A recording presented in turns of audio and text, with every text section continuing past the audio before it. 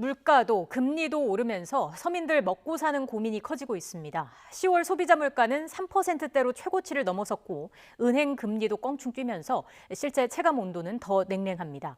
전문가와 함께 자세히 진단해 보겠습니다. 조영무 LG경제연구원 연구위원 전화로 연결돼 있습니다. 위원님 나와 계시죠?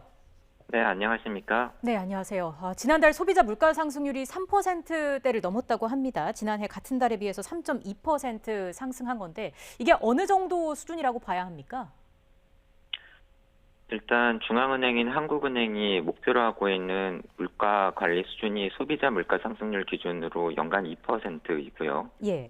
올해 물가 상승률이 꽤 높았다라고 하지만 또 올해 들어서도 높았던 수준이 2% 중반이었고 말씀하신 것처럼 3%를 넘어간 것이 지금 10월이 처음이고요.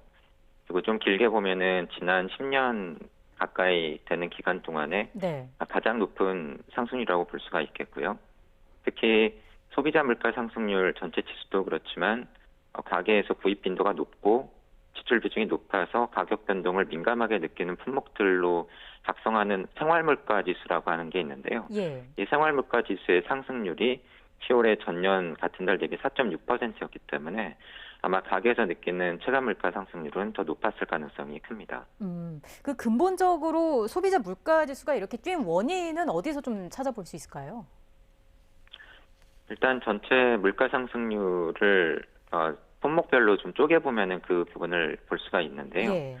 우선 가장 많이 오른 것이 지난해 같은 달 대비 27.3%나 상승을 한 석유류, 한마디로 국제 유가 상승이 전반적인 에너지 가격 상승 쪽으로 영향을 주면서 많이 오른 것으로 볼 수가 있겠고요. 예. 그 이외에도 여러 가지 품목들이 많이 올랐는데 특히 상품의 전년 동월 대비 물가 상승률도 3.2%, 서비스도 3.2%로 나와서 최근에 물가 상승은 석유류, 에너지류가 주도하고 있지만 상품과 서비스를 가리지 않고 나타나고 있다라고 해석할 수가 있겠습니다. 네. 저희가 그 석유류 가격 관련해서는 준비해 놓은 그래픽이 있습니다. 함께 보면서 또 얘기를 해보면 좋을 것 같고요. 말씀해 주신 것처럼 유가 상승분이 높습니다. 일단 정부가 유류세부터 서둘러서 좀 내리겠다. 이런 방침을 세우고요. 다음 주부터 유류세가 20% 인하가 되게 되는데 유류세가 낮아지면 아무래도 주유소가 그만큼 기름을 저렴하게 사오기 때문에 판매가도 낮아지게 되는 거잖아요. 유류세 인하분을 소비자 가격에 반영하면 어느 정도 효과를 예상해 볼 수 있을까요? 일단 지금 알려진 바로는 정부에서 11월부터 내년 4월까지 6개월에 걸쳐서 기존 유류세의 20% 정도를 인하하겠다라고 했고요. 예. 그 효과는 리터당 휘발유 가격 기준으로 한 164원 정도, 경유 가격 기준으로 116원 정도 이러한 기름값의 인하 여지가 생기는 것으로 지금 알려지고 있습니다. 네. 하지만 다녀서 이렇게 기름을 실제로 넣으시다 보면은 최근의 상황을 보면은 지역별로 그리고 장소별로 주유소마다 그 기름값의 차이가 많게는 뭐 100원에서 200원 가까이 나는 곳들도 있고요. 특히 이렇게 유류세 인하분이 소비자 가격에 반영이 되려면 주유소들이 기존에 가지고 있던 기름, 한마디로 예전에 유류세가 높았던 원래 상황이었던 수준에서 사왔던 그러한 기름들을 모두 팔고 이렇게 재고가 소진되어야 낮은 유류세가 반영된 기름을 사온 것을 이제 반영해서 기름을 팔게 될 텐데요. 거기에는 생각보다도 상당한 좀 시간이 걸릴 수도 있다. 예. 지역별로 다를 수 있고 그리고 이러한 상황이 실제로 구입하시는 기름값에 반영되는 좀 시간이 걸릴 수 있다라고 생각하셔야 될 것 같습니다. 일단 정부의 입장도 설명을 좀 드리자면은 알뜰 주유소나 직영 주유소는 내린 가격을 바로 반영하겠다는 방침이고요. 자영 주유소도 주유소 협회 회원사 동료를 통해서 자발적으로 가격 인하를 좀 유도하겠다라는 방침입니다. 국제 유가도 좀 살펴봐야 할 텐데 오늘 보니까 일단 85달러 선 밑으로 내려오기는 했습니다만 최근 계속 높은 수준을 유지를 하고 있더라고요. 좀 기대만큼 유류세 인하 효과가 크지 않을 것이다. 이런 전망도 나오는데 위원님께서는 어떻게 보십니까? 앞서 말씀드린 것처럼 휘발유 가격 기준으로 한 160원 조금 넘게, 경유 가격 기준으로 110원 조금 넘게 기름값의 인하 효과가 생기는 셈입니다. 네. 그런데 국제 유가는 앞서 말씀하신 것처럼 80불대를 지금 유지하고 있는데 예. 이런 80불대 그 기름값이 몇 개월 전만 하더라도 50불대, 60불대 정도였거든요. 사실은 길지 않은 기간 동안에 2, 30불이나 지금 국제유가가 오른 셈이고요. 이렇게 국제유가가 많이 오른다라고 한다면은 100몇십 원 정도의 유류세 인하 효과는 사실은 단기간에 상쇄될 가능성도 있습니다. 그래서 지금 상황에서 훨씬 더 중요한 것은 국제 원유 시장에서 국제 유가가 어떠한 움직임을 보이느냐 하는 부분이 될 것이라고 봅니다. 네, 좀 상황을 지켜봐야 할 것 같고요.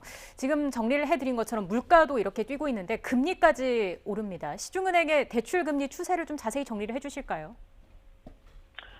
8월 말과 비교를 해볼 때 한 2달 남짓한 기간 동안에 대출 금리가 전반적으로 올라가고 있고요. 네. 특히 한국은행이 실제로 단행을 한 기준금리, 정책금리 인상 0.25%포인트의 효과뿐만이 아니라 앞으로 한국은행이 추가적으로 금리를 올릴 수 있다라고 하는 것이 채권 수익률이나 국고채 수익률, 이러한 전반적인 시중금리에 영향을 주면서 가계가 돈을 빌리는 대출금리도 전반적으로 많이 올랐습니다. 네. 대출의 성격에 따라서 조금 다른데요. 신용대출 같은 경우에는 상대적으로 그 기준금리들이 정부 이러한 정책 당국의 정책 금리에 상당히 영향을 많이 받기 때문에 한 0.5%포인트 정도 올랐다라고 볼 수가 있겠지만 변동금리부 주택담보대출 같은 경우에는 한 0.7 내지 8%포인트 정도, 그리고 주택담보대출 중에서도 고정금리부 대출 같은 경우에는 적게는 0.8에서 많게는 1%포인트 정도 지금 대출을 받으시려고 한다면은 대출금리가 올라갔다라고 볼 수가 있겠습니다.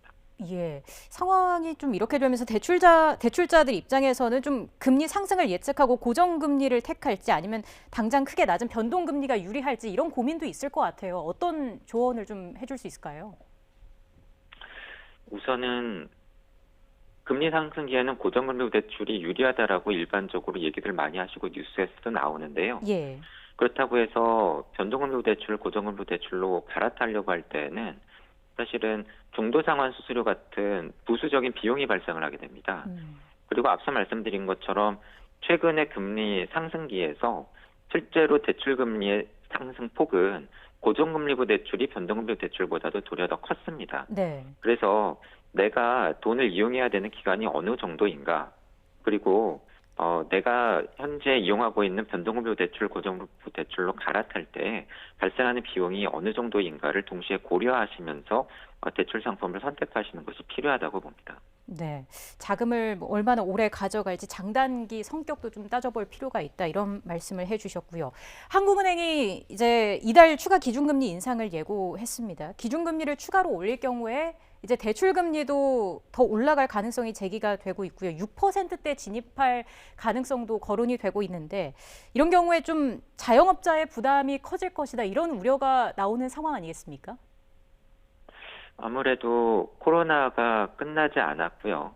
사회적 거리두기는 다소 완화되고 있지만 영업이라던가 매출에서 타격이 여전히 유지되고 있는 상황에서 지난해 코로나 상황에서 이러한 자영업자 대출이 급증을 했기 때문에 아무래도 대출 금리가 올라가게 되면은 이분들의 부담이 가장 먼저 커질 가능성이 우려가 되고 있고요. 예. 이와 함께 자산 가격의 상승장 속에서 대출을 많이 받아서 주식이라던가 가상화폐 그리고 주택을 구입하셨던 청년층을 중심으로 해서 아무래도 장년층에 비해서는 소득이나 신용도 면에서 취약하기 때문에 그러한 계층이 상대적으로 부담이 더 빨리 높아지고 좀 어려움을 느끼시지 않을까 생각하고 있습니다. 네, 예상되는 영향을 좀 짚어주셨습니다.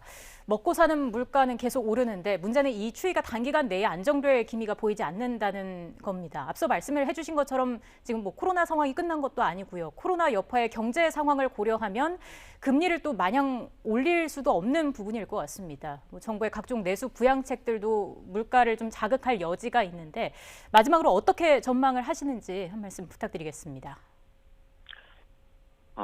올해 남은 기간 동안에 한국은행의 추가적인 금리 인상 가능성은 금융시장 안에서 상당히 높게 예측되고 있고요. 그리고 기회가 되면은 한국은행은 추가적인 금리 인상 기회를 계속 모색을 할 것으로 보입니다. 하지만 올해보다는 내년에 우리나라의 전반적인 경제 성장률이 다소 떨어질 가능성이 상당히 높고요. 예. 그리고 올해보다는 내년에 그래도 높았던 물가 상승 압력이 다소 완화될 여지가 있습니다. 그렇다라고 한다면 가계부채 증가세라든가 자산시장 움직임도 중시를 해야 되겠지만 경기나 물가 움직임을 감안을 한 통화 정책이 필요할 것으로 보이고요. 특히 중앙은행은 금리를 올리고 있는데 그렇게 해서 풀었던 돈을 걷어들이고 있는데 정부는 경기 대응을 위해서 돈을 쓰고 있는 상황입니다. 그러한 면에서 양쪽의 정책 조합이 보다 더 효율적으로 이루어질 수 있도록 정책 조율이 보다 더 강화될 필요가 있지 않나 하고 생각하고 있습니다. 네, 알겠습니다. 여기까지 듣겠습니다. 지금까지 조영모 LG경제연구원 연구위원과 함께 이야기 나눴습니다. 위원님 고맙습니다. 네, 감사합니다.